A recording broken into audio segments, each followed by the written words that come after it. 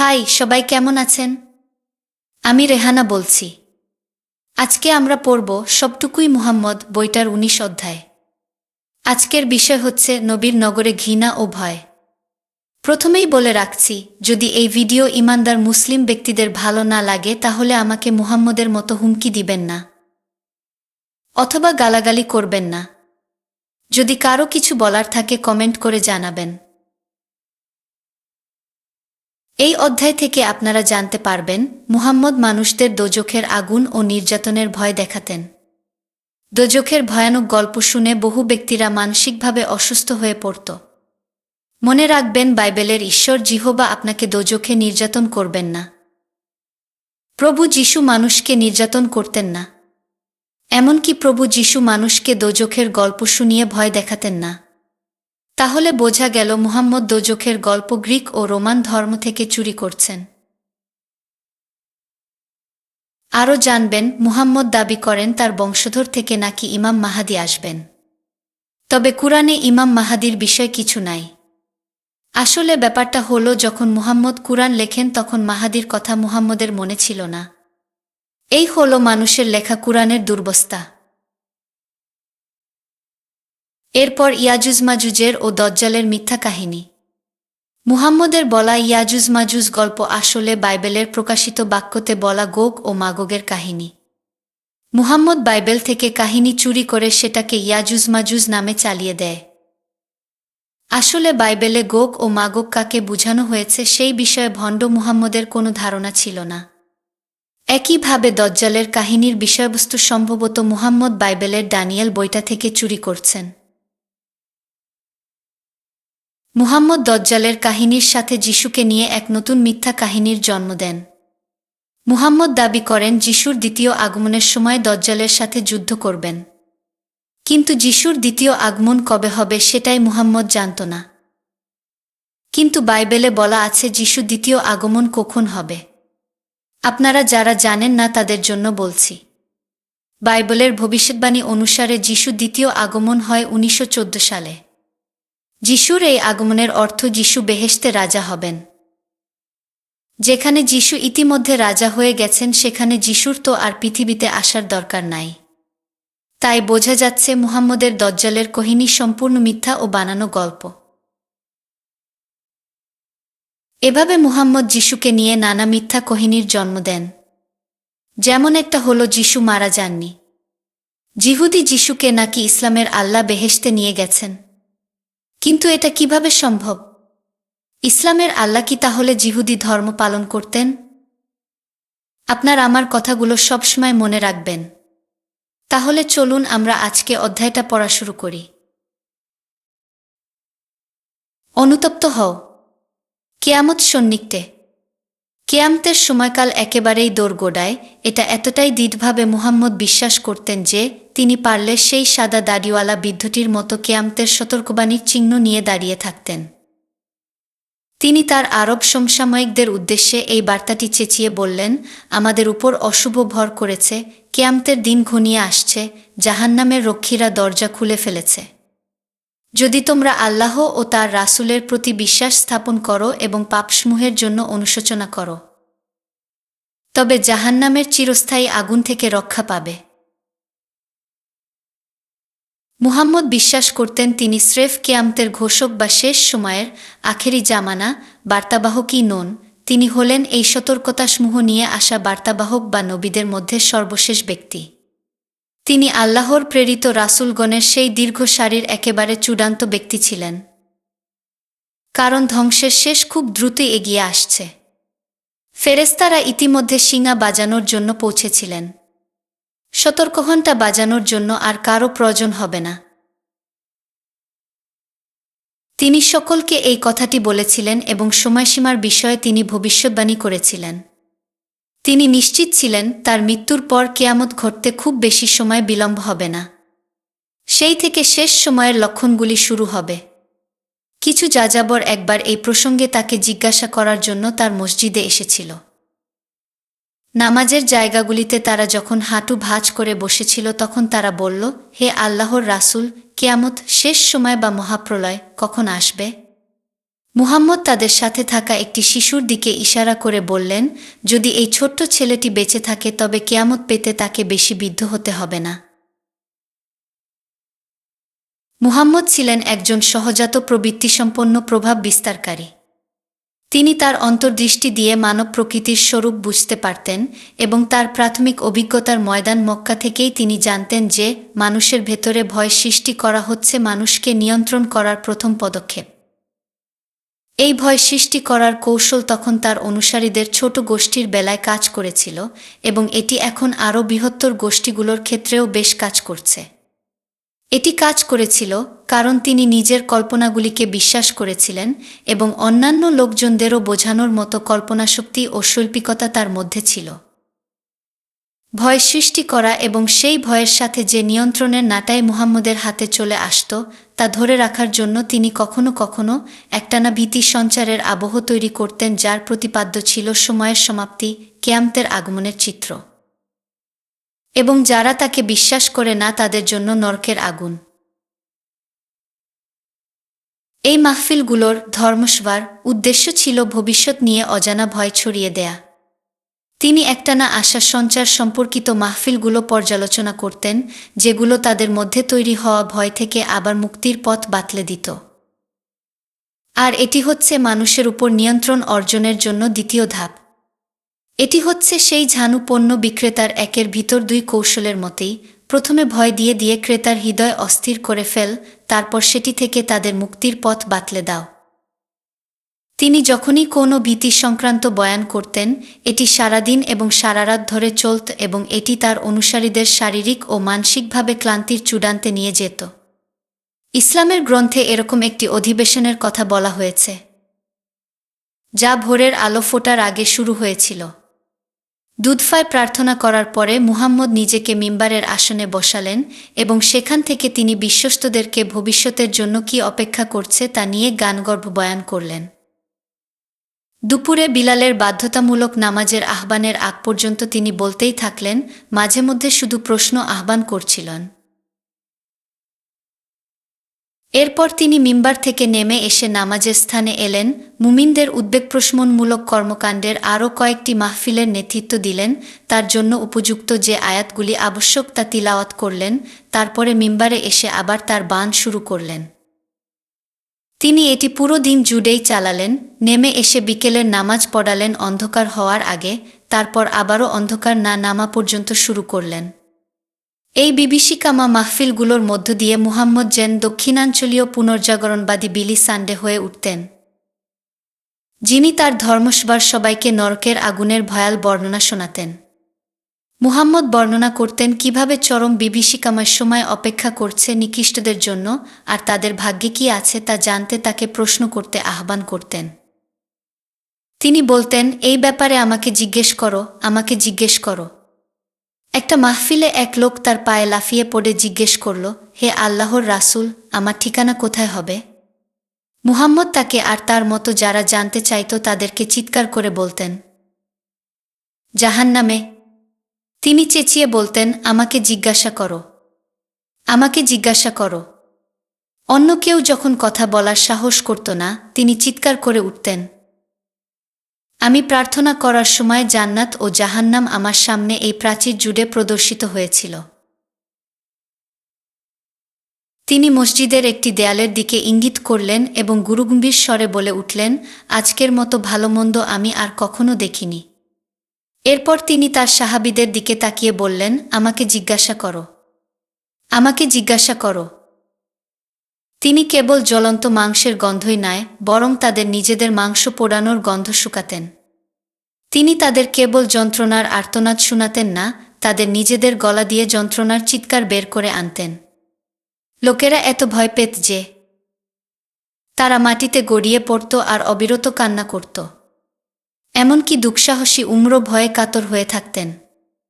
তারপর তিনি হাঁটু ভেঙে বসতেন এবং কাঁদতেন আর বেহেশতে লাভের নিশ্চয়তা প্রদানকারী কথাগুলো বললেন, আমরা আল্লাহকে আমাদের রব হিসেবে এবং ইসলামকে আমাদের ধর্ম হিসেবে এবং মুহাম্মদকে আমাদের রাসূল হিসেবে গ্রহণ করি।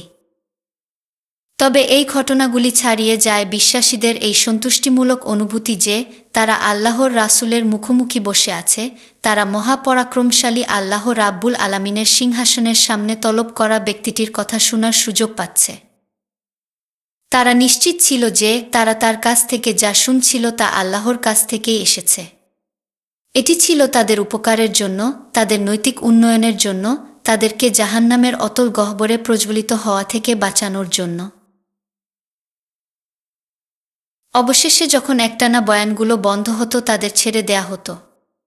পরদিন ভোরে নামাজের জন্য না ডাকা পর্যন্ত তারা বাসায় গিয়ে সংক্ষিপ্ত একটা ঘুম দিত। মুহাম্মদ কিয়ামতের বিষয়ক গল্পগুলির প্রথম এবং দীর্ঘচেতা একজন বিশ্বাসী ছিলেন, এবং সেই চিন্তা তার মনের পুরোটাই দখল করেছিল। তিনি কিয়ামতের দিন নিয়ে এতই ভাবতেন যে এমনকি এ সম্পর্কে তার দুঃস্বপ্ন হতো। একরাতে পালকপুত জায়েদের প্রাক্তন স্ত্রী জয়নাব বিনতে জাহশ এর সাথে শুয়ে থাকার সময় তিনি উত্তেজিত হয়ে জেগে উঠলেন। তার মুখটিও রক্তিমাকার হয়ে গিয়েছিল। জয়নব হতবাক হয়ে গেলেন, আর মুহাম্মদ চিৎকার করে বললেন, আরবের জন্য ধ্বংস অপেক্ষা করছে, কারণ অশান্তি ও ইয়াজুজ মাজুজের গোগ অ্যান্ড মাগোগ বাঁধন খুলে গেছে। এই ঘোষণাটি তার পৌরাণিক এক বিশ্বাসের বহিঃপ্রকাশ ছিল। পৌরাণিক গল্পে বলা হতো, অনেক দূরে পূর্ব দিকে বরফের একটি অঞ্চলে সম্রাট জুল কারনেইন আলেকজান্ডার দ্য গ্রেট একটি বর্বর গোষ্ঠীকে লোহার প্রাচীরের আড়ালে বন্দী করে রেখেছিল। সেখান থেকে তাদের পালিয়ে যাওয়া হবে কিয়ামতের নির্দেশ। মুহাম্মদের স্বপ্নে সেই প্রাচীরটিতে ফাটল ধরেছিল, আর বর্বরদের বিশাল দলটি সেদিকে ছুটে যাচ্ছিল। ফাটলটা কেমন তা বোঝাতে তিনি তার হাতের বৃদ্ধাঙ্গুল আর তর্জনীর মাধ্যমে একটা বড় ও আকার করে জয়নাবকে দেখালেন। আর বেশি দেরি নেই, যখন এই জাহান্নামীরা ইয়েজুজ মাজুজ আরব মরুভূমিতে হুঙ্কার দিয়ে বেড়াবে। তিনি বললেন যে স্বপ্ন মিথ্যা বলে না, এবং বোঝালেন যে তার স্বপ্নটিতে স্পষ্ট প্রমাণ ছিল কিয়ামত সন্নিকটে। যখন তার উপদেশগুলি শাস্তি ও নিন্দায় ভরে উঠত, তখন তিনি প্রায়শই ক্রোধে ফেটে পড়তেন। একসময় তিনি চিৎকার করে বলে উঠলেন, আমি তোমাদের আগুন সম্পর্কে সতর্ক করে দিচ্ছি। মসজিদ থেকে সামান্য দূরের বাজারেও তার কণ্ঠ শোনা যেত। তখন তার শরীর এত জোরে কেঁপে উঠল যে কাঁধের উপরের পোশাকটি মাটিতে পড়ে গেল। কিয়ামতের জন্য কি অপেক্ষা করছে তা বলার সময় তার কণ্ঠ ক্রোধে কাঁপছিল। তিনি বললেন, দোজখের আগুন এমনই হবে যে সেখানে থাকা মানুষের পায়ের চটির ফিতা আগুনের তৈরি হবে, যার উত্তাপ মাথার ভেতরের মগজকে সেদ্ধ করবে। যদিও এই ব্যক্তিটির শাস্তিটি হচ্ছে সর্বনিম্ন শাস্তি, তবুও মনে হবে তার মতো এত মারাত্মক যন্ত্রণা হয়তো আর কেউ নেই। মসজিদের মঞ্চে দেয়া টানা বয়ানগুলোর সময় মুহাম্মদ ছিলেন পুরোদস্তর অভিনেতা। তিনি বয়ানের গতি ক্রমশ বাড়াতেন, কমাতেন, তর্জনীটি উঁচিয়ে আর কপাল কুঁচকে শ্রোতাদের দিকে তাকাতেন। তার টানা খুতবা শুরু হতো মুমিনদের আসন্ন কিয়ামতের বিষয়ে ছোটখাটো আলামত বলার মধ্য দিয়ে। ব্যাপক হত্যাযজ্ঞ আর মারামারির যুদ্ধ হবে, ভূমিকম্পের মতো মারাত্মক প্রাকৃতিক বিপর্যয় সবকিছুকে মাটিতে মিশিয়ে দেবে, প্রচণ্ড আগুন পাহাড় এবং বৃক্ষরাজিকে পুড়িয়ে কয়লা বানিয়ে ফেলবে। যখন পরিস্থিতি একেবারেই খারাপ হয়ে উঠবে, ঠিক তখনই পরিস্থিতি একটু ভালো হয়ে উঠবে। তবে তারপরে আরও একটি ঘটনা ঘটবে যা দেখে জীবিতরা মৃতদের হিংসা করবে। মুমিনরা মুমিনদের সাথে লড়াই করবে, তীর্থযাত্রীদের, হজ্জযাত্রী, মালামাল লুট করা হবে এবং তাদের হত্যা করা হবে, পবিত্র পাহাড়গুলোতে লড়াই হবে এবং শৃঙ্খলা রূপ নেবে বিশৃঙ্খলায়।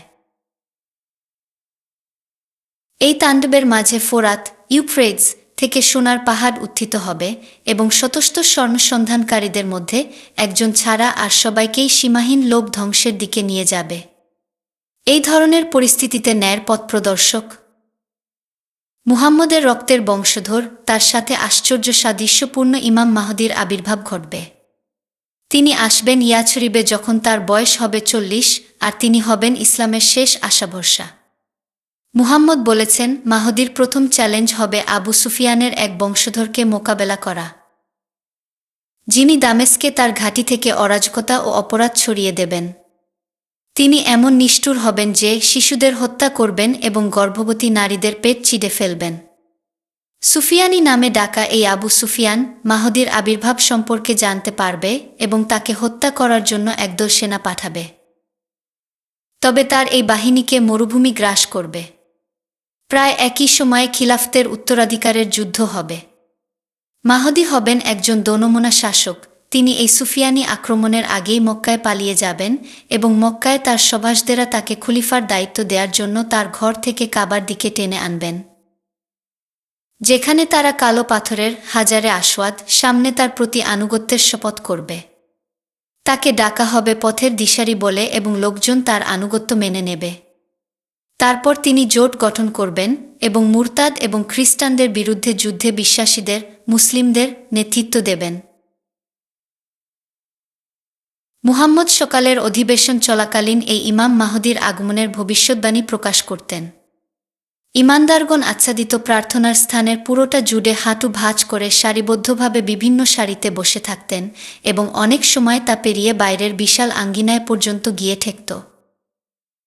দুপুরের নামাজের আহ্বানে তিনি জামাতের ইমামতি করার জন্য সামনের খালি জায়গা চলে আসতেন এবং সর্বদা নিখুঁতভাবে আয়াত বলে সেজদার মাধ্যমে নামাজ শেষ করতেন। তারপরে তিনি আবার খুতবার মিম্বারে ফিরে এসে বয়ানের জন্য প্রস্তুতি নিতেন।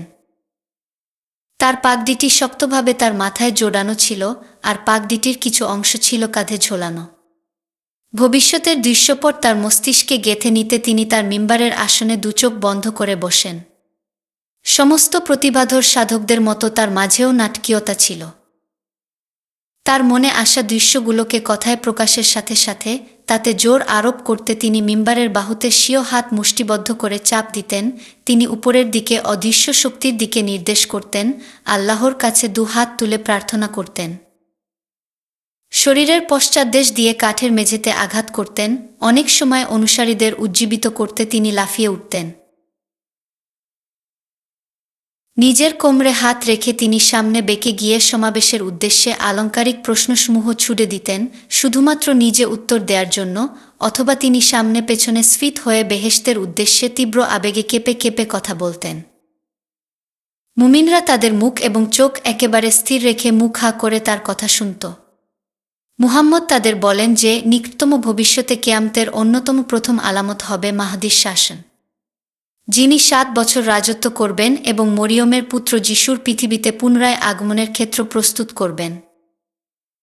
একই সময় একজন ধুরন্ধর প্রতারক, প্রচণ্ড শক্তিশালী যিশুবিরোধী ভুয়া নবী দাজ্জালের আবির্ভাব ঘটবে। সিরিয়া এবং বাইজান্টাইনের খ্রিস্টানদের বিরুদ্ধে মাহদীর নেতৃত্বে একটি বাহিনী এগিয়ে যাওয়ার পরেই বিশ্বে দাজ্জালের উপস্থিতির গুজব ছড়িয়ে পড়বে।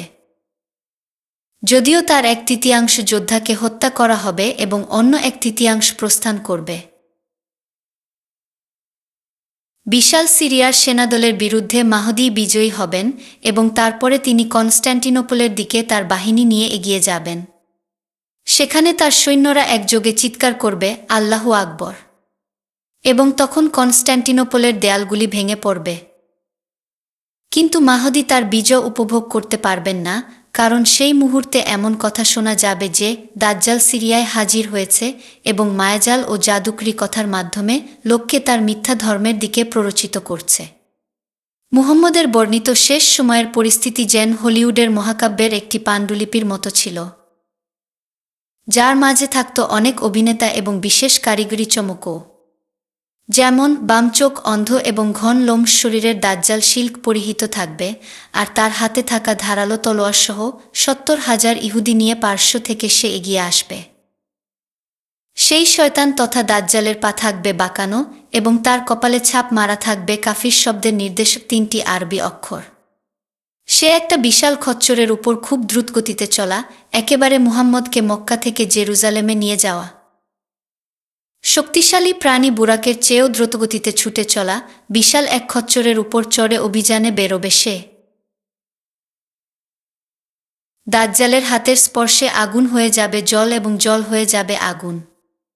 তার সাথে বাদ্যযন্ত্র থাকবে এবং তিনি সঙ্গীতপ্রেমীদের বিমোহিত করার জন্য সুন্দর সঙ্গীত তৈরি করবেন। তিনি তার জাদুকরি কৌশলের মাধ্যমে আরও বেশি লোককে তার অনুসরণ করতে প্রভাবিত করবেন এবং মনে হবে যেন সবই অলৌকিক। মঞ্চে দেখানো কৌশলগুলির মধ্যে একটিতে একজন ব্যক্তিকে কেটে অর্ধেক করা হবে আর পরে তাকে আবার জীবিত করা হবে।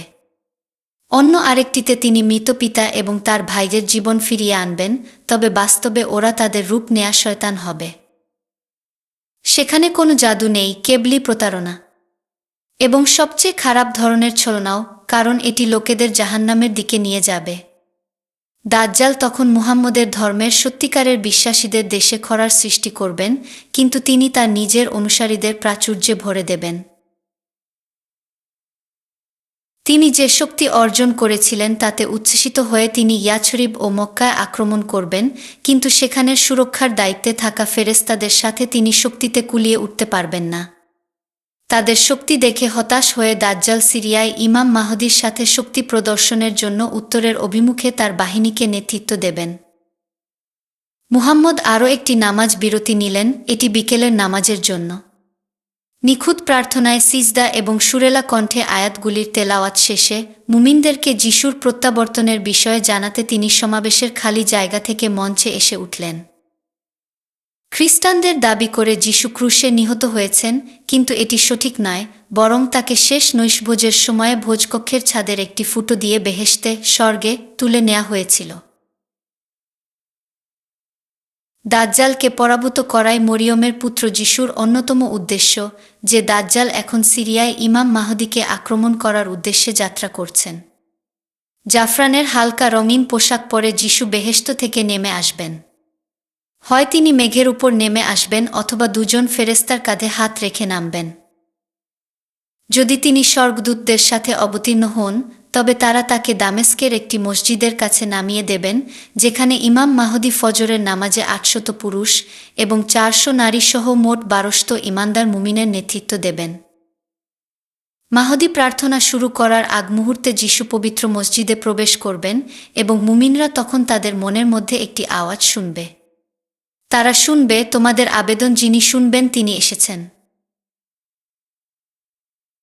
যিশু নিজেকে পরিচয় করিয়ে দেবেন, মাহদী তাকে নামাজের ইমামতি করার জন্য অনুরোধ করবেন, কিন্তু যিশু সম্মানের সাথে তাতে অমত করবেন এবং তাকেই ইমামতি চালিয়ে যেতে বলবেন।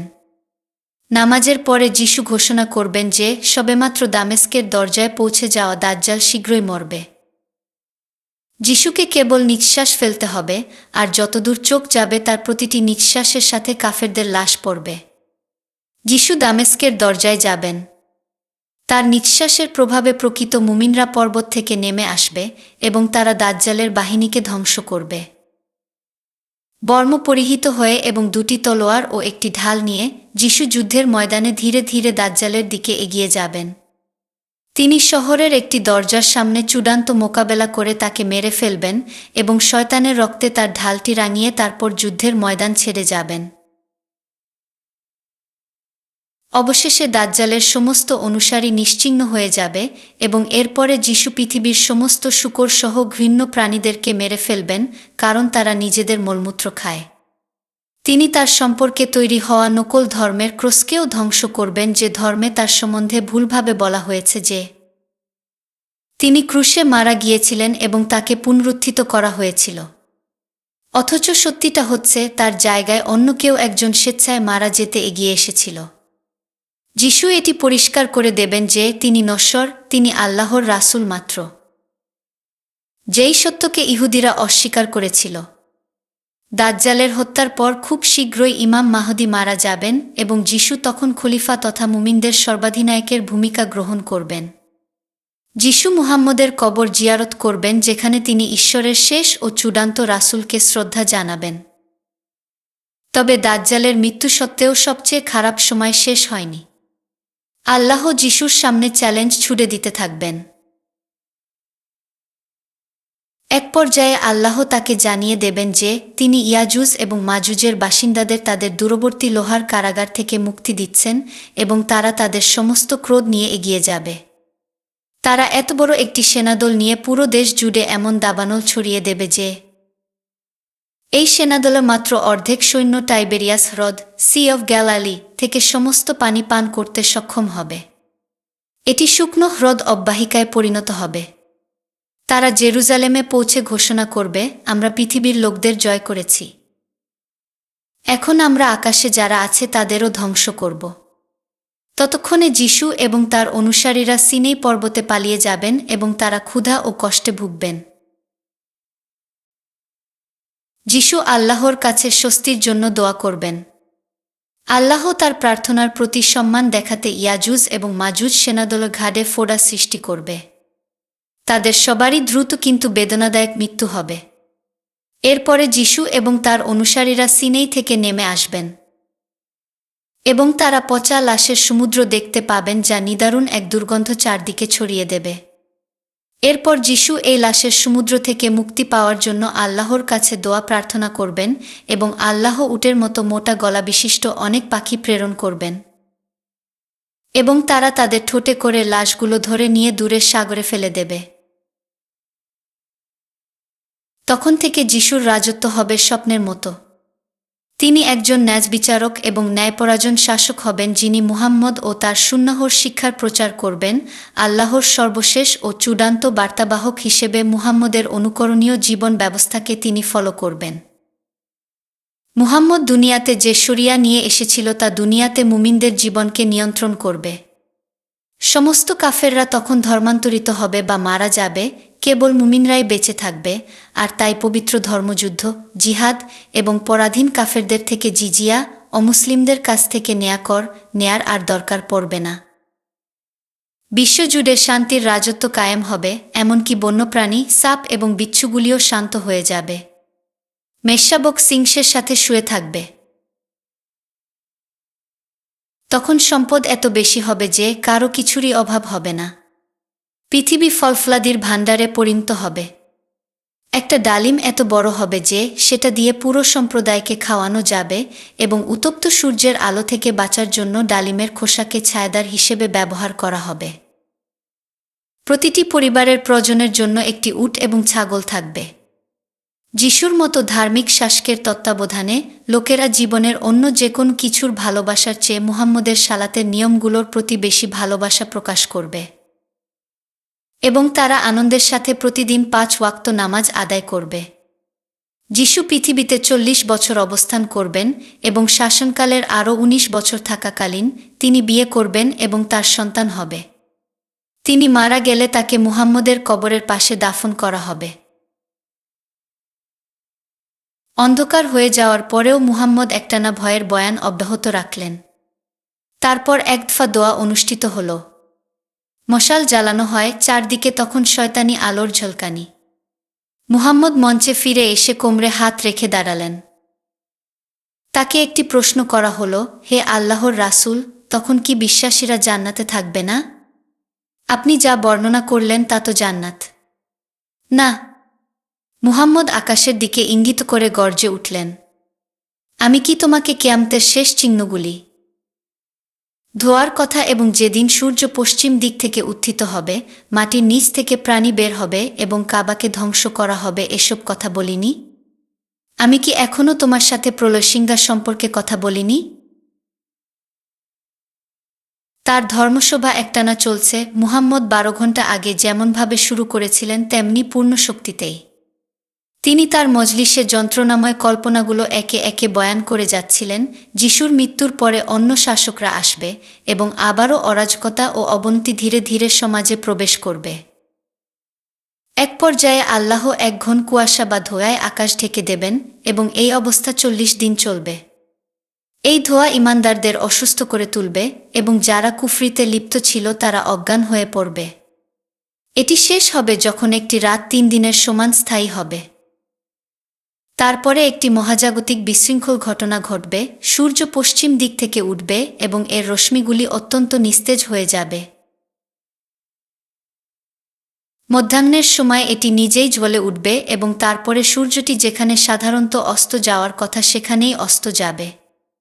সূর্য যখন তার জায়গায় ফিরে যাবে, সেই মুহূর্তটি বিশ্বাসীদের জন্য তাদের পাপের অনুশোচনা, তাওবা করার কিংবা অবিশ্বাসীদের জন্য আল্লাহর উপর ঈমান, বিশ্বাস স্থাপন করার সুযোগ শেষ হয়ে যাবে। কর্মফল ভোগ করার জন্য তখনই তাদেরকে আবদ্ধ করে ফেলা হবে এবং তারপরে মহান আলামতটি দেখা দেবে হবে, কাবার নিকটে একটি ভূমিকম্পে পৃথিবী বিভক্ত হয়ে যাবে এবং সেই ফাটল দিয়ে আরবি ভাষায় কথা বলা বিরাট এক জন্তু বের হয়ে আসবে। মাথা থেকে ধুলো ঝেড়ে ফেলে এটি কাবার দিকে রওনা হবে এবং একে দেখে সমস্ত লোকেরা পালিয়ে যাবে না, তাদের মুখমণ্ডলগুলি উজ্জ্বল নক্ষত্রের মতো জ্বলজ্বল করবে। কাবা থেকে শুরু করে এই জন্তুটি অত্যন্ত দ্রুতগতিতে বিশ্বভ্রমণ করবে। আল্লাহর আদেশে মুমিনদের মুখ সে উজ্জ্বল করে দেবে আর কাফেরদের মুখ কালো করে দেবে।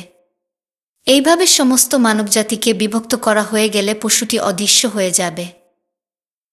তারপর দক্ষিণ দিক থেকে একটি সুগন্ধযুক্ত বাতাস সারা বিশ্বে প্রবাহিত হবে এবং উজ্জ্বল মুখযুক্ত সমস্ত মানুষগুলো মারা যাবে। কেবল আল্লাহ ও তার রাসূলের উপর অবিশ্বাসী কালো মুখধারী কাফেররাই বেঁচে থাকবে। এই কালো বাহিনীই কাবা ধ্বংস করবে। কলঙ্কজনক এবং অকল্পনীয় সব ঘটনা ঘটতে থাকবে তখন।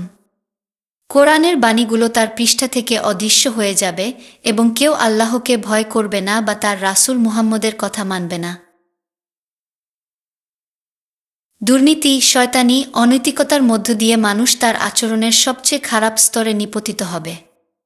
স্বৈরাচারীরা তাদের প্রজাদের উপর কঠোরতম শাস্তি প্রদান করবে এবং পিছিয়ে পড়া মূর্খ জনগণ রক্তপাত ও নৈরাজ্যের শিকার হবে। এমন অজ্ঞতা বিরাজ করবে যে কোনো একজন পুরুষ, নারী বা শিশু আল্লাহর নাম উচ্চারণও করবে না। ঠিক সেই মুহূর্তে ইয়েমেনে একটি মারাত্মক দাবানল ছড়িয়ে পড়বে এবং যা উত্তর দিকে ধাবিত হবে। লোকেরা এটা থেকে পালিয়ে সিরিয়ার দিকে যাত্রা করবে এবং যখন সবাই সিরিয়ায় একত্রিত হবে তখনই এই আগুনের অবসান হবে। এটিই কিয়ামতের চূড়ান্ত নিদর্শন মুহাম্মদ ঘোষণা করেছেন সেই মুহূর্তে যখন ইসরাফিল ফেরেশতা কিয়ামতের ঘোষণা দেওয়ার জন্য শিঙ্গা বাজাবেন। প্রথমে কেউ খেয়াল করবে না, তবে শব্দের তীব্রতা বজ্রের চেয়ে আরও জোরে বৃদ্ধি পাবে এবং আতঙ্কে লোকেরা হতভম্ব হয়ে পড়বে। কারণ এটি সৃষ্টির চূড়ান্ত ধ্বংসের শব্দ হয়ে উঠবে। সমুদ্র পাহাড়ের গায়ে আছড়ে পড়বে, পর্বতগুলি ভেঙে যাবে, আকাশগুলি ছিন্নভিন্ন হয়ে ভেঙে পড়ে যাবে এবং চাঁদ, তারা এবং সূর্য টুকরো টুকরো হয়ে পড়বে। কিছুই আর অবশিষ্ট থাকবে না। এর মাধ্যমে পুনরুত্থানের সূচনা হবে। সমস্ত লোকেদের যাদের অস্তিত্ব ছিল তাদের মৃতদের মধ্য থেকে পুনরুত্থিত করা হবে। তারা মাংসে পুনরুত্থিত হবে। কাঁপতে কাঁপতে তারা আল্লাহর নিকট থেকে তাদের ভাগ্য নির্ধারণের অপেক্ষায় থাকবে। মুহাম্মদ তার কিছু আয়াত তেলাওয়াত করে ভয় উদ্রেককারী একটানা বয়ানের শেষ পর্যায়ে চলে আসেন। প্রকৃতপক্ষে তিনি তার পুরো বয়ানকে কোরআনের উদ্ধৃতিসমূহ দিয়ে সংযুক্ত করেন। তিনি এই কথাটি দিয়ে শেষ করেন, সেই দিনটিতে মানুষ কান্না করবে, পালানোর মতো জায়গা কোথায়? সব বিফলে যাবে, কোনো আশ্রয় নেই, আপনার পালনকর্তার কাছেই সেদিন একমাত্র আশ্রয় মিলবে। এই ধরনের ভয় সঞ্চারকারী মাহফিলগুলো তার অনুগামীদের মধ্যে বেশ কিছুকে মানসিকভাবে পক্ষাঘাতগ্রস্ত করে তুলত এবং এদের কেউ মানসিক রোগীর মতো আচরণ শুরু করলে মাঝে মাঝে তাকে বুঝিয়ে শুনিয়ে পরামর্শ দিতে হতো। যেদিকেই তারা তাকাত শুধু কিয়ামতের আলামতই দেখতে পেত। এরকম একটানা বয়ানের পরে মুহাম্মদের বেশ কয়েকজন সাহাবী তার কাছে এসে জানায় যে তারা খেজুর বাগানের মাঝে একটি তালগাছে দাজ্জালকে দেখতে পেয়েছে। তাদের মুখমণ্ডল বেশ বিমর্ষ দেখাচ্ছিল এবং মুহাম্মদ তাদেরকে ভয় না পেতে উৎসাহ দিয়ে বললেন, আমি তোমাদের মধ্যে থাকাকালীন যদি সে বেরিয়ে আসে তবে আমি তোমাদের পক্ষ হয়ে তার বিরুদ্ধে লড়াই করব। তবে দাজ্জাল যদি তার মৃত্যুর পরে আসে তবে তাকে মোকাবেলার জন্য আল্লাহর উপর নির্ভর করতে হবে। মুহাম্মদ তার বিমর্ষ অনুসারীদের পরামর্শ দিয়েছিলেন যে শয়তানের মুখোমুখি হলে তাদের উচিত কোরআনের অধ্যায়গুলি থেকে শুরুর আয়াতগুলো তেলাওয়াত করা। আয়াতগুলো তাদের খারাপ যে কোনো কিছু থেকে রক্ষা করবে। তিনি তাদেরকে কোরআনের 18 নম্বর সূরা পাঠ করার পরামর্শ দিয়েছিলেন, যে সূরাটি তাদেরকে এ জাতীয় শয়তান বা দাজ্জালের আক্রমণ পরিস্থিতিতে সাহায্য করবে এবং তিনি তাদের স্মৃতিকে সতেজ করার জন্য এটি আবৃত্তিও করেছিলেন। দাজ্জালের উপস্থিতির সময় সম্পর্কে মুহাম্মদ নিশ্চিত ছিলেন না। তিনি ইতিমধ্যে বিশ্বে জন্মগ্রহণ করতে পারেন, তবে দাজ্জাল মুহাম্মদের মৃত্যুর কয়েক বছর না যাওয়া অবধি তার উপস্থিতি প্রকাশ করবে না। দাজ্জালকে একটি দ্বীপে দেখা গিয়েছে। এমন একটি সংবাদ মুহাম্মদের ভবিষ্যদ্বাণীকে আরেকটু গতি দিয়েছিল। আর এই সংবাদ এনেছিল তামিম দারি নামের গাজা থেকে সাম্প্রতিক সময়ে ধর্মান্তরিত হওয়া একজন ব্যক্তি, যিনি মুহাম্মদকে বলেছিলেন যে তিনি ব্যক্তিগতভাবে দ্বীপটিতে দাজ্জালকে দেখেছেন। এবং কুডিত বর্ণনা দেওয়ার পর মুহাম্মদ নিশ্চিত হলেন যে সে মিথ্যা বলছে না। এই সংবাদ শুনে উত্তেজিত হয়ে মুহাম্মদ বিশ্বস্তদের মসজিদে বিশেষ ঘোষণার জন্য ডেকে আনতে দূত প্রেরণ করলেন। শত শত মুমিনরা যে যা কাজ করছিল তা ফেলে রেখে মসজিদে জড়ো হয়েছিল। তাদের নামাজে ইমামতি করার পরে মুহাম্মদ মুখে এক আগ্রহী হাসি নিয়ে তার সচরাচর জায়গা মিম্বারের আসনে গেলেন। তিনি বললেন, তোমরা কি জান যে আমি কেন তোমাদের জড়ো হতে বলেছি? মুমিনদের বেশিরভাগ সেই বাধ্যতামূলক জবাব দিল, আল্লাহ ও তার রাসূলই ভালো জানেন। মুহাম্মদ তখন বলেছিলেন, আল্লাহর কসম, আমি তোমাদের কোনো উপদেশ বা সতর্কতা দেবার জন্য জড়ো করিনি। তবে আমি তোমাদের এখানে এনেছি কারণ একজন খ্রিস্টান তামিম দারি যে ইসলাম গ্রহণ করেছে আমাকে এমন কিছু বলেছে যার সাথে দাজ্জাল সম্পর্কে আমার বলা কথার মিল আছে। মুহাম্মদ ধর্মান্তরিত তামিম থেকে যা শুনেছিলেন তা হুবহু বলতে লাগলেন। তামিম ৩০ জন লোকের সাথে বণিক জাহাজে ছিলেন। জাহাজটি ঝড়ের কবলে সমুদ্রের কাছে হারিয়ে যায় এবং একটি দ্বীপে এসে আছড়ে পড়ে। তারা নৌকাগুলি নিচে নামিয়ে উপকূলে চলে এসে লোম আচ্ছাদিত একটি বিশাল জন্তু দেখতে পেলেন, যার সামনে আর পেছনে দেখতে একই রকম। তারা বলল, তোমার প্রতি সম্বেদনা, কে তুমি? প্রাণীটি বলল, আমি জুরাশা। নাবিকরা বন্দীকে দেখে বলেছিল, তোমার প্রতি সম্বেদনা, তুমি কে? লোকটি তার শেকলগুলিতে হিংস্রভাবে টান দিয়ে হুঁশিয়ারি দিয়ে বলল, শীঘ্রই আপনারা আমার সম্পর্কে জানতে পারবেন, তবে আপনারা কারা আমাকে বলুন। তারা আরব থেকে এসেছে জানার পরে বন্দী তাদেরকে একাধিক প্রশ্ন জিজ্ঞাসা করেছিল, যার মধ্যে একটি টাইবেরিয়াস হ্রদের সম্পর্কিত ছিল। জবাবে বলেছিলেন, আপনি এটি সম্পর্কে কি জানতে চান? শৃঙ্খলে থাকা লোকটি জিজ্ঞাসা করলেন, এতে কি পানি আছে? তারা তাকে জানিয়েছিল যে এতে প্রচুর পরিমাণে পানি রয়েছে। তিনি জবাব দিয়ে বললেন, আমি মনে করি এটি শীঘ্রই শুকিয়ে যাবে। অতঃপর তিনি তাদেরকে নিরক্ষর নবী সম্পর্কে বলার জন্য অনুরোধ করলেন এবং আরবরা জবাব দিল যে তিনি মক্কা থেকে ইয়াছরিবে গিয়েছিলেন এবং তার বিরোধীদের অনেককে পরাস্ত করেছিলেন, যারা এখন তার কাছে আনুগত্য প্রকাশ করেছে। তখন শৃঙ্খলাবদ্ধ ব্যক্তি তার পরিচয় প্রকাশ করে বলল, আমি দাজ্জাল। শৃঙ্খলাবদ্ধ ব্যক্তি ভবিষ্যদ্বাণী করেছিলেন যে তিনি শীঘ্রই তার শৃঙ্খলমুক্ত হয়ে সব কিছু ধ্বংস করে ফেলবেন, মক্কা ও ইয়াছরিব বাদে কোনো শহরকে ছাড়বেন না। এই দুটো শহর কেবল তার জন্য নিষিদ্ধ। তিনি যদি ওদের কাছে যান, তলোয়ার দিয়ে সজ্জিত ফেরেশতারা তার পথ আটকে দেবে। তামিমের কাছ থেকে তিনি যে কাহিনী শুনেছিলেন তা পুনর্বিবেচনা করতে গিয়ে মুহাম্মদ উত্তেজনায় চঞ্চল হয়ে পড়লেন। টাইবেরিয়াস জলাশয় শুকিয়ে যাওয়ার একমাত্র কারণ হতে পারে প্রচণ্ড তৃষ্ণার্ত ইয়াজুজ মাজুজ কর্তৃক তার জল পান করা এবং স্বর্গদূতদের সারি মক্কা ও মদিনায় যাওয়ার পথে দাজ্জালকে বাধা দেয়া। এই দুটো ছিল তার ভবিষ্যদ্বাণীগুলির নিশ্চিতকরণ নিদর্শন। আমি কি আপনাকে এরূপ কোনো বিবরণ বলিনি? কিন্তু মুহাম্মদ তামিমের সাথে একটু দ্বিমত পোষণ করলেন এই বলে যে দাজ্জাল ইয়াছরিবের পশ্চিম বা উত্তর পশ্চিমের কোথাও থাকার কথা এবং সে সম্ভবত কোনো দ্বীপে বন্দী হয়ে আছে। এটি ভূমধ্যসাগর বা লোহিত সাগরের কোথাও হবে। তিনি দৃঢ় বিশ্বাস করেছিলেন যে দাজ্জাল এবং তার সেনাদল পূর্বদিক তথা পার্শ্ব থেকে অগ্রসর হবে। উত্তেজনায় ফেটে গিয়ে মুহাম্মদ তার লাঠিটা দিয়ে মেঝেতে আঘাত করলেন আর সেটিকে পূর্ব দিকে তাক করে রাখলেন। তিনি বললেন, অশুভ দাজ্জাল আসবে ওই দিক থেকেই। তামিম নামে একজন মদ ব্যবসায়ী পর্যটক গল্পটির রহস্যময়তা বিচার করে মুহাম্মদের শেষ সময়ের ঘটনাবলী জেনে থাকতে পারেন এবং তিনি মুহাম্মদের সাথে নিজেকে সম্পৃক্ত করতে দ্বীপের গল্পটির অবতারণা করেন। ব্যবসায়ী হিসেবে তিনি বছরের পর বছর মক্কা আর ইয়াছরিবে যাতায়াত করেছেন আর মুহাম্মদের কাফেলার সাথীদের সাথে আলাপের বিষয়বস্তু থেকে মুহাম্মদের পদক্ষেপ সম্পর্কে জেনে থাকা তার জন্য সহজ ছিল। খ্রিস্ট ধর্মের বিশ্বাস দ্বারা অনুপ্রাণিত হয়ে পুনরুত্থানবাদী আর খ্রিস্ট বিরোধীদের চারদিকে বেশ কিছু গল্প ভেসে বেড়াচ্ছিল। একজন খ্রিস্টান হিসেবে তামিম সেগুলোর মধ্যে কিছু শুনে থাকবেন এবং এই ঘটনার সাথে খাপ খাওয়াতে বিশেষ এই গল্পটির কাটছাঁট করা তার কাছে খুবই সহজ একটা কাজ ছিল। তামিম ছিলেন এক বিচক্ষণ লোক, সুযোগ সন্ধানীয়, যিনি মসজিদে যাওয়া আর মুহাম্মদের প্রতি আনুগত্য প্রদর্শন করার আগে বেশ পরিশ্রম করেছেন। মুহাম্মদ যা শুনতে চেয়েছিলেন তিনি সেটাই মুহাম্মদকে বললেন, আর মুহাম্মদ সেই টোপ, দড়ি আর খাবার সবটাই গিলেছিলেন। তামিম শেষ পর্যন্ত মুহাম্মদের উপদেষ্টা হয়েছিলেন এবং পরবর্তী সময়ে খলিফাদের অধীনে তাকে জর্ডানে একটা তালুক দেয়া হয়েছিল।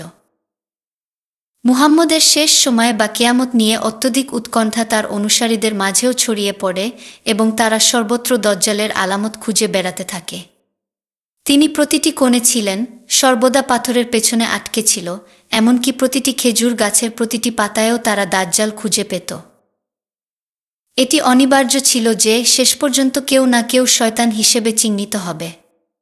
এটির সমাপ্তি হল যখন সংখ্যালঘু ইহুদি গ্রামের 12 বছর বয়সী রোগাপাতলা এক ছেলে মুহাম্মদের ক্রোধ থেকে রক্ষা পায়। তার ডাক নাম ছিল সাফ, আর সে ছিল সাইজাদ নামে এক লোকের সন্তান। ছোট থেকেই ছেলেটি ভবিষ্যৎ বলতে পারার এক প্রতিভা নিয়ে সবার মাঝে এসেছিল এবং লোকেরা পরামর্শ বা ভবিষ্যৎ সম্পর্কে জানতে তার কাছে আসত। দাজ্জাল উন্মাদনা ছড়িয়ে পড়ার পরে সাফ সন্দেহভাজনদের এক নম্বরে পরিণত হয়। গুজব রটে গিয়েছিল যে নিজেকে ঈশ্বরের রাসূল বলে প্রচার করার জন্য সাফ বড় মাপের ছলাকলা অবশ্যই কিছু করবেন। মুহাম্মদ এটা আজ করতে পেরেছিলেন এবং একদিন তিনি উমর ও অন্যদের সাথে বিষয়টার তদন্ত করতে বেরিয়ে যান। তারা ছেলেটিকে অন্যান্য বাচ্চাদের সাথে খেলতে দেখলেন। মুহাম্মদ তার পিঠে চাপড় দিয়ে বললেন, ইবনে সাইজাদ, তুমি কি সাক্ষ্য দিচ্ছ যে আমি আল্লাহর রাসূল?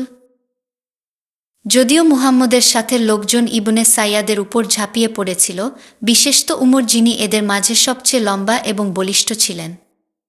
অবশ্য ছেলেটিও মোটেও নড়বড়ে ছিল না। সাফ বলল, আমি সাক্ষ্য দিচ্ছি যে আপনি নিরক্ষরদের রাসূল। এর মানে হচ্ছে মুহাম্মদ আরবদের রাসূল যারা মূলত অশিক্ষিত, কিন্তু শিক্ষিত ইহুদিদের রাসূল না।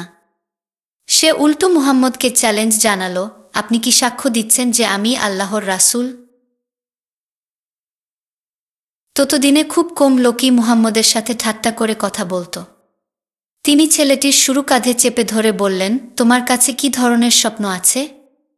সাফের উত্তর রহস্যজনক ছিল। সে বলল, যে সত্য কথা বলে সে এবং যে মিথ্যা বলে সেও আমার কাছে আসে। মুহাম্মদ তাকে জানালেন যে তিনি বিভ্রান্ত হয়ে পড়ছেন এবং তিনি মনে মনে কি ভাবছেন তা জানিয়ে তার ক্ষমতা প্রমাণের জন্য তাকে চ্যালেঞ্জ দিলেন। যদি ছেলেটি সত্যই মহান ছলাকার হয়, তবে সে মুহাম্মদের মনে যে ভাবনা আছে তা জানার কথা। শেষ সময়ে করণীয় নিয়ে মক্কায় রচিত একটা সূরার অধ্যায়ের একটা পংক্তি আয়াত আছে ধোয়া দুখান নামে। আয়াতটি এমন, অতঃপর অপেক্ষা করো সেই দিনের জন্য যখন আকাশে একটি দৃশ্যমান ধোঁয়া দেখা দেবে। মুহাম্মদ জিজ্ঞেস করলেন, বলতো আমি কি ভাবছি? সাফ ধোঁয়া শব্দটি বেছে নিল, তবে তার উত্তরটা শেষ সময়ের কিয়ামতের সম্পর্কিত ছিল না। সে কেবল উত্তর দিল ধোঁয়া। মুহাম্মদ উল্লসিত হয়ে গেলেন। এটি দাজ্জালের সূত্র খুঁজে পাওয়ার একটা মুহূর্ত ছিল।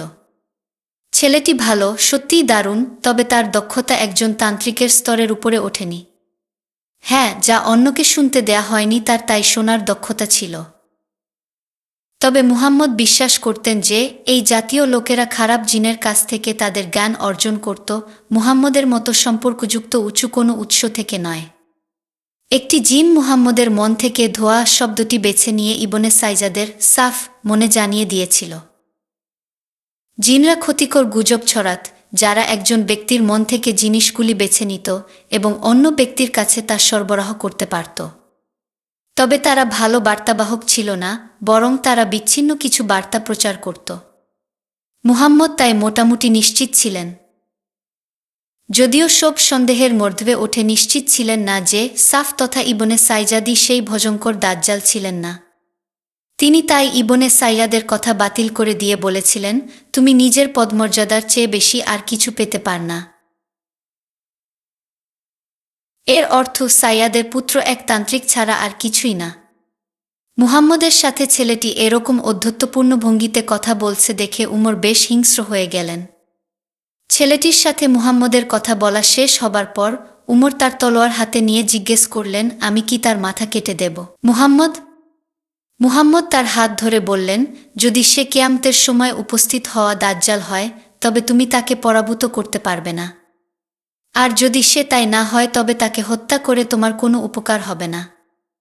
গল্পটির অন্য একটি সংস্করণে মুহাম্মদ বলেছিলেন যে কেবলমাত্র যিশুই দাজ্জালকে হত্যা করতে সক্ষম হবেন। সাইয়াদের পুত্রের প্রতি মুহাম্মদের আগ্রহ ছিল প্রচুর। সে যে দাজ্জাল নয় এই ব্যাপারে তিনি পুরোপুরি নিশ্চিত হননি।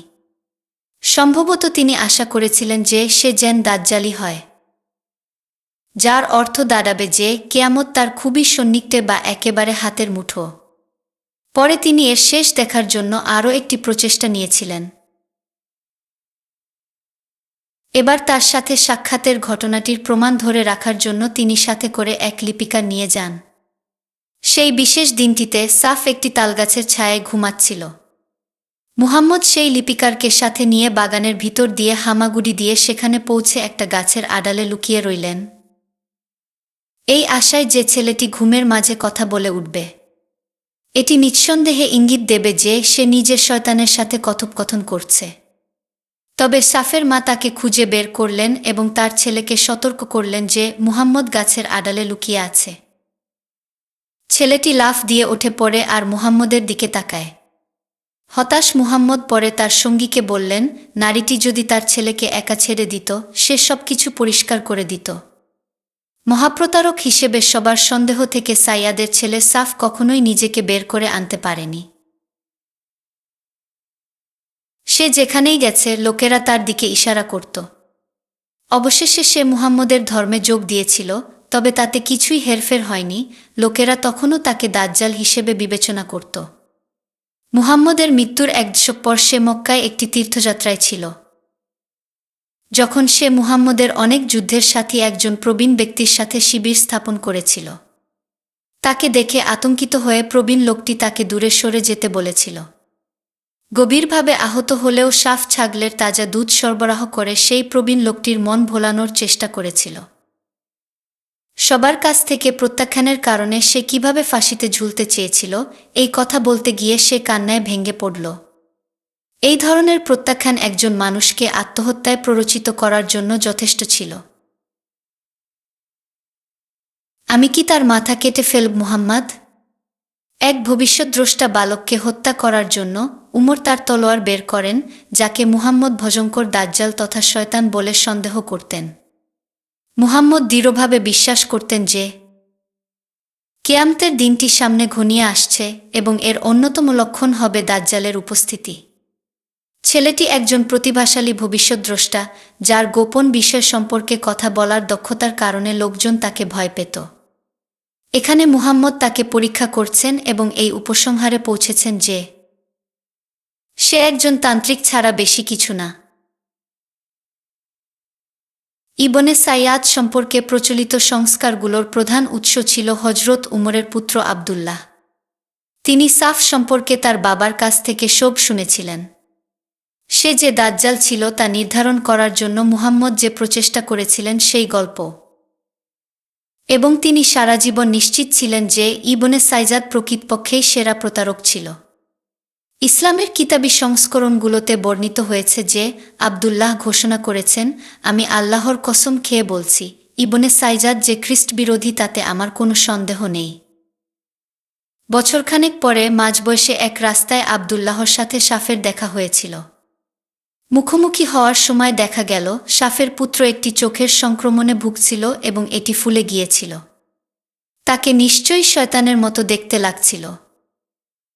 যেমন মুহাম্মদ তার অনুসারীদের বলেছিলেন, দাজ্জাল এক চক্ষু বিশিষ্ট হবে, খারাপ চোখটি ফুলে আঙ্গুরের মতো বেরিয়ে আসবে। সাফের ফুলে যাওয়া চোখটি অবশ্যই পুষ্ট আঙ্গুরের মতো লাগছিল। আবদুল্লাহ তখন সাফকে বললেন, আপনার চোখে কি হয়েছে? সাফ জবাবে বললেন, আমি জানি না। আবদুল্লাহ বললেন, এটি আপনার মাথায় আছে আর আপনি এটি সম্পর্কে জানেন না? অনেকদিন ধরে চোখের যন্ত্রণায় ভোগার ফলে এই কথা শুনে সাফ রেগে ফেটে পড়লেন। তিনি আবদুল্লাহর বহনকারী জিনিসের দিকে ইঙ্গিত করে বললেন, আল্লাহ ইচ্ছা করলে সেটার মাঝেই একটি চোখ তৈরি করতে পারেন। তিনি আবদুল্লাহর কাছে গাধার মতো ডাকাডাকি করতে লাগলেন, পাগলের মতো তিনি ডেকেই গেলেন। সম্ভবত আবদুল্লাহর উপর রাগ দেখানোর এটিই ছিল তার ধরন।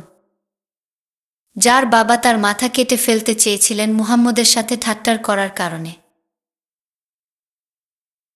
সাফ হয়তো এসবের অনেক কিছুই নিয়েই ভাবতেন। সেই অভিজ্ঞতা আবদুল্লাহকে বিচলিত করেছিল, তবে ততদিনে আবদুল্লাহ ক্রমশ ছড়িয়ে পড়া ধর্মটির একজন গুরুত্বপূর্ণ ব্যক্তি হয়ে উঠেছিলেন।